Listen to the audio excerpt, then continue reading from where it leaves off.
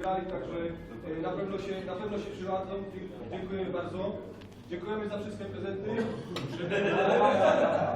Die bedanken sich, dass wir sind gekommen zu denen. Die sind froh, dass alles so geklappt. Die Geschenke haben wir gebracht, diese Sache haben wir gebracht. Die sind froh, die bedanken sich nochmal. Die werden bestimmt im Gebrauch. Es gibt genug Leute, die das brauchen.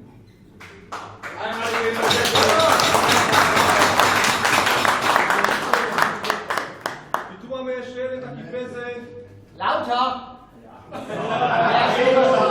Super! Ja bym są podpisy wszystkich zawodników, którzy grali. Das ist ein Geschenk für uns. Trikot mit Unterschrift von jedem Spieler, der hat mitgespielt jetzt in der anderen Mannschaft.